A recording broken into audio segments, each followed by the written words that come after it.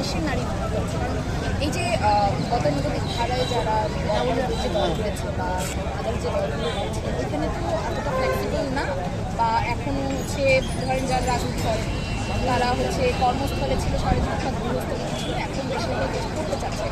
তাদের যে ধারাটা বা তাদের ওয়ে অফ থিঙ্কিং বা তাদেরকে যে একটা রেডি করার ব্যাপার স্যাপার আছে এটা নিজেকে ভালোই করে।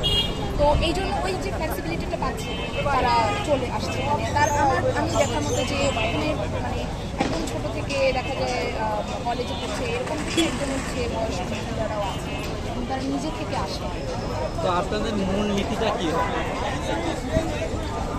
জনগণের কাছে আপনাদের জনগণের কাছে আমাদের প্রতিশ্রুতি হচ্ছে আমরা আমাদের দেশকে আমাদের দেশে মানে আমরা কারোর সাথে আকর্ষণ করবো ইনশাআল্লাহ।